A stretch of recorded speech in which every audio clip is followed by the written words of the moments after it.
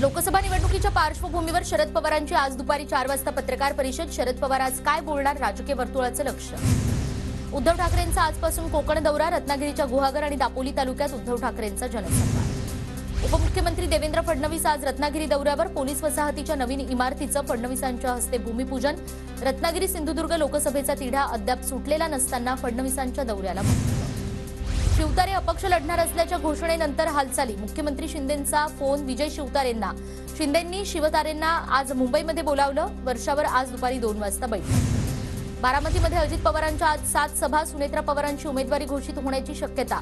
बारामतीमध्ये सिनेसृष्टीतील कलाकार प्रचाराची धुरा सांभाळणार। रावेर लोकसभा मतदारसंघाबाबत शरद पवार, एकनाथ खडसे आणि रोहिणी खडसेंमध्ये चर्चा। रावेर लोकसभा मतदारसंघात कुणाला उमेदवारी द्यायची यावर चर्चा झाल्याची माहिती। जालना लोकसभा मतदारसंघावरून महाविकास आघाडीत तिढा कायम, रावसाहेब दानवेंविरोधात तुल्यबळ उमेदवाराचा शोध सुरू। भाजपचे राष्ट्रीय अध्यक्ष जे.पी. नड्डा आज संध्याकाळी नागपुरात येणार। रात्री 8:30 वाजता नड्डांचं नागपूरमध्ये आगमन होणार असल्याची शहराध्यक्ष बंटी कुकडे यांची माहिती। राष्ट्रीय स्वयंसेवक संघाच्या प्रतिनिधी सभेसाठी येऊन नागपूरमध्ये मुक्कामी राहण्याची शक्यता। आणि आज अजित पवारांची माळेगावात जाहीर सभा। अजित पवारांच्या सभेआधी शरद पवार गटाचं माळेगावात शक्ती प्रदर्शन। माळेगावात शरदचंद्र पवार पक्षाचे झेंडे आणि तुतारीचं चिन्ह लावलं। पुणे लोकसभेचे भाजप उमेदवार मुरलीधर मोहोळ आज प्रचाराचा नारळ फोडणार। कसबा गणपतीची आरती करून प्रचाराला सुरुवात करणार। मोहोळ आज भाजप नेत्यांच्या भेटीगाठी घेणार।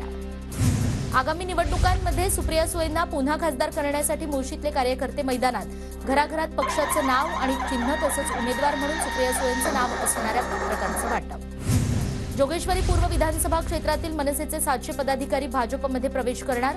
पालकमंत्री मंगलप्रभात लोढा, आशिष शेलार आणि विधान परिषदेचे गटनेते प्रवीण दरेकरांच्या उपस्थितीत पक्षप्रवेश। पुण्याच्या खेड तालुक्यातील अनेकांचा काँग्रेसमध्ये पक्षप्रवेश। आमदार संजय जगताप यांच्या उपस्थितीत हा पक्षप्रवेश सोहळा संपन्न।